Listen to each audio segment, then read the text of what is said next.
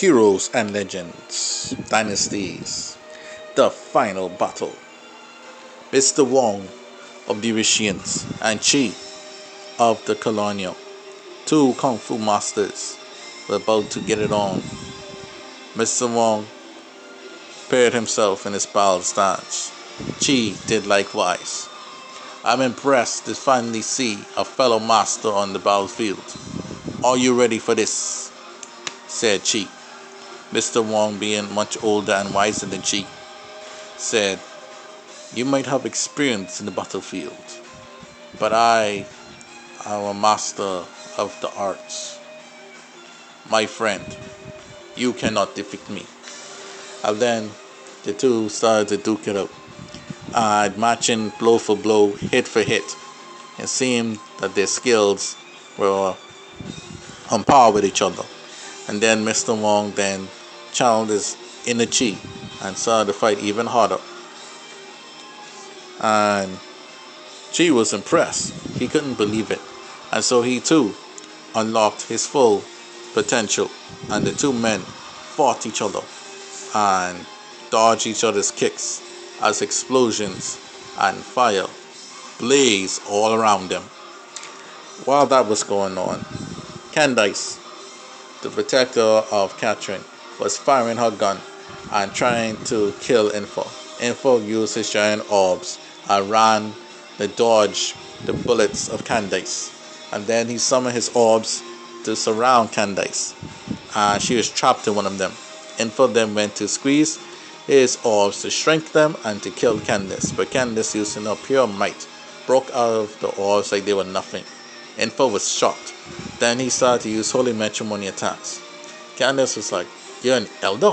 And then Info was like, I want the finest elder warriors in the universe. And Candice was like, This should be easy. Killing elders. All a part of my training. Then Info was like, What? And Candice was like, It's nothing. Come forward. The two of them began to duel.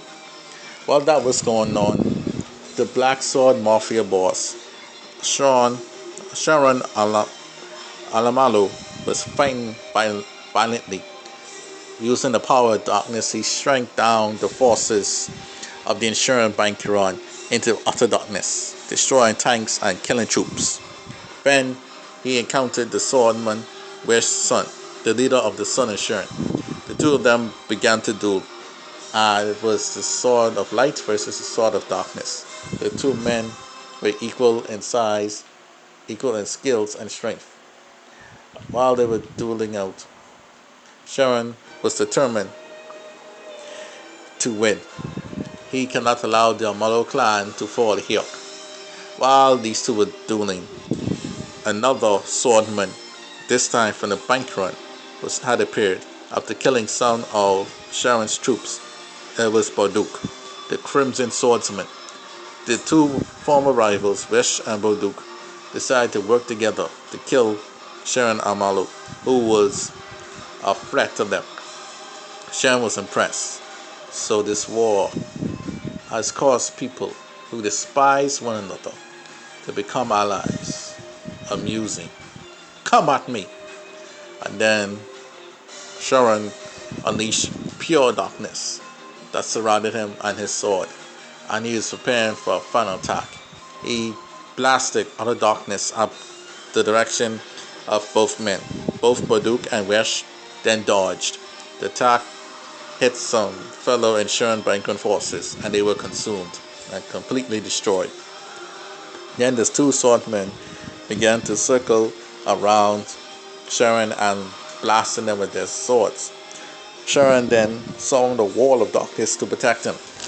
While that was going on, Wish then attacked the ground in pure light that shone brighter than the darkness. The darkness was evaporated long enough for the Crimson Swordsman Barduk to slide underneath the darkness and get a direct hit at Sharon. Sharon was wounded by the side and the darkness dissipated, allowing Wish to jump from the air, slicing and cutting Sharon's head off. And with that, the mobster was dead. His cousin, however, fared much better. Savia Amalu was fighting Saria of Cardia, a fellow Orishian who had a stinking attitude. You Almalo people make me sick. And then Savannah was like, I think everything makes you sick. I can't believe the banker and Orishian will hire you to work for them. Shut up, you fool. You don't know me. And Savannah was like, oh yes, I know you. I know you too well. No one could ever stand you as a child. And as an adult, you're even worse now. How dare you, she said. Elsewhere, Savannah's son, Xavier Orlando, was fighting Kid Crash. It's almost poetic. I'm fighting you, Kid Crash. Haha. Kid Crash then said, I might look like a child, but I'm a grown man. Respect your elders, you little brat. While these two were fighting, Siva, the speedster, mourned the loss of her lord, and she was using her speed to kill enemy troops, making tornadoes and speeding away through tanks, and speeding so fast she ran up in the air to destroy bombers of the bank run. While that was going on, Tress Thompson was using his shield and spear to slay troops. He saw Siva and wanted to stop her, and so he threw his shield at her. She then did a jump kick and broke the already cracked shield and broke it in two. Then Tress Thompson tried to fight Siva with his spear. She dipped and dodged as Tress Thompson was using his spear mightily. And she dodged until she moved her hands very quickly and tried to attack Tress Thompson. Tress was holding his own surprisingly, despite she was more quicker hands. However, one too many of Shiva's attacks penetrated Tress in vital spots.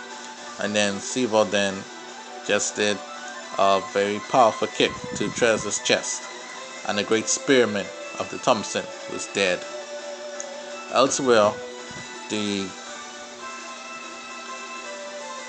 enforcer of the Amalo clan, Homer, was fighting the right hand of the Atlan insurance, Wim.